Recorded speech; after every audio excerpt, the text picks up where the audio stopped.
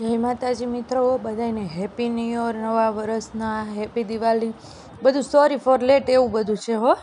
નિરાતે આખું આ યુટ્યુબનું આપણું ફેમિલી જ કહેવાય, એટલે બધા ફેમિલીને જય માતાજી અને હેપી ન્યૂ યર.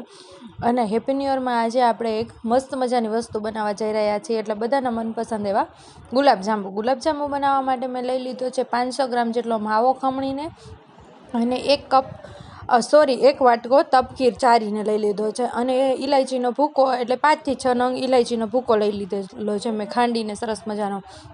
અને બધું આપણે સારી રીતે મિક્સ કરી લેશું.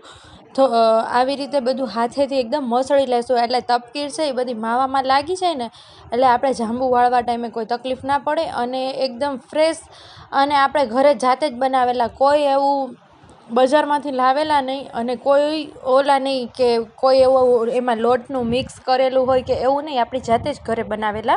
અને અમારે જામનગરમાં તો માવો ફેમસ છે ખંભાળિયાનો, એટલે અત્યારે મેં એ માવો લાવેલો છે. એટલે એ બધું આપણે સારી રીતે મિક્સ કરી દઈશું. જોઈ શકો છો તમે, આવી રીતે બધું મિક્સ કરી દેવાનું, અને પછી થોડું અમથું આપણે દૂધ લેવાનું છે. અત્યારે મારી સાથે મારી હેલ્પમાં મારી ભાણેજ છે જીનલ, એટલે જીનલ, થેન્ક યુ જીનલ, તે આટલી મને હેલ્પ કરાવવા માટે. તો આપણે જેમ જરૂર પડે એ રીતે આપણે એમાં તપકીર એડ કરતા જશું, અને પછી આપણે નાની વાટકીમાં દૂધ લઈ લઈશું. નાની વાટકીમાં દૂધ લઈ અને થોડા પ્રમાણમાં આપણે એમાં બધું મિક્સ કરતા જશું, અને પછી એકદમ એને એટલું મસળી દેવાનો છે ને કે મસળીને આપણે લગભગ 10 મિનિટ જેટલો મસળવાનો છે. જે રીતે આપણે બાજરાનો રોટલો બનાવવા માટે મસળીને એ રીતે આપણે મસળી નાખવાનો છે આખો લોટને, કે જેમાંથી ઘી આમ છૂટું પડે, તમને ખબર પડે એવું કે આમાંથી ઘી નીકળ્યું છે, ત્યાં સુધી આપણે એને એકદમ મસ્ત મજાનું મસળી નાખવાનું છે.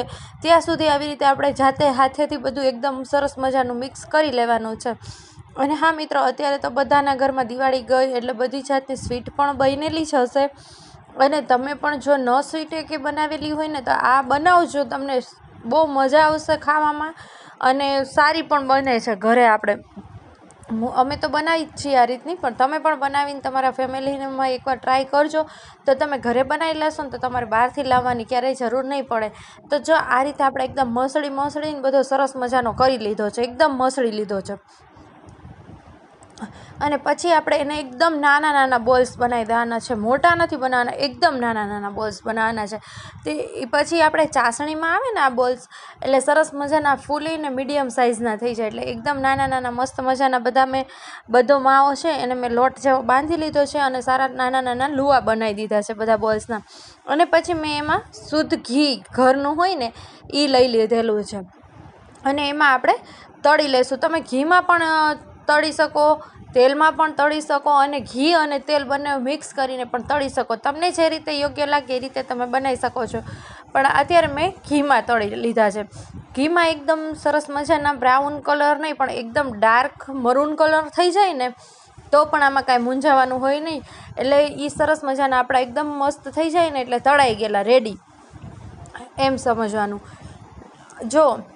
જોઈ શકો છો, આમાં થોડાક ડાર્ક પણ થઈ ગયા છે, પણ એમાં કાંઈ હોતું નથી, ડાર્ક થઈ જાય તો પણ ચાલે છે, અને થોડા બ્રાઉન કલર ઉપર રહેતો પણ ચાલે છે. અને પછી મેં ચાસણી લઈ લીધી છે. ચાસણીમાં હું ક્લિપ લેતા ભૂલી ગઈ છું, એટલે મેં 1 તારની ચાસણી લીધી છે. આમાં આપણે એક જ તારની ચાસણી લેવાની હોય છે, વધારે કોઈ ચાસણી લેવાની નથી. અને મેં આમાં મારે 250 નહીં પણ 500 ગ્રામ જેટલો માવો હશે, એટલે મેં 4 વાટકી એમાં ખાંડ લઈ અને જરૂર મુજબ પાણી એડ કરી અને સરસ મજાનું મેં ચાસણી બનાવી લીધી છે. એકદમ મિક્સ થાય અને પછી ચાસણી બની જાય એટલે તમે આમાં તમારી પાસે વેનીલા એસેન્સ હોય ને તો પણ નાખી શકો છો. એટલે મેં વેનીલા એસેન્સ પણ નાખેલું છે, પણ એ ક્લિપ હું તમારી થોડી લેતા ભૂલી ગઈ છું. તમને જે રીતે 1 તાર જ લેવાનો, વધારે તારામાં નથી લેવાનો. અને હા મિત્રો, હજી સુધી તમે મારી ચેનલ સબસ્ક્રાઈબ ન કરી હોય તો જલ્દીથી સબસ્ક્રાઈબ કરી દેજો, અને મારા જે વિડીયો 5 મિનિટના હોય છે ને એ સ્કીપ કર્યા વગર જોજો, એટલે આપણી રેસીપી બધી એકદમ ઇઝી જ હોય છે, કોઈ હાર્ડ હોતી નથી. અને પછી થોડી નવસેકા જેવી થાય ને આપણી ચાસણી, એટલે જાંબુની ઉપર આપણે રેડી દેવાની છે, એટલે એકદમ સરસ મજાના બધા જાંબુ આપણા થઈ જાય. અને પછી બીજે દિવસે સવાર સુધી તમે એમાં રહેવા દેશો ને એટલે મસ્ત મજાના આપણા જાંબુ એકદમ સરસ થઈ જશે. અને પછી તમે તમારા ઘરે ગેસ્ટ આવેલા હોય એને પણ આપી શકો છો. ભાઈબીજ ગઈ તો તમે ભાઈબીજમાં પણ યુઝ મેં તો કરેલા હતા, પણ આ એડિટ થોડુંક મારે મોડું થયું એટલા માટે. જય માતાજી મિત્રો.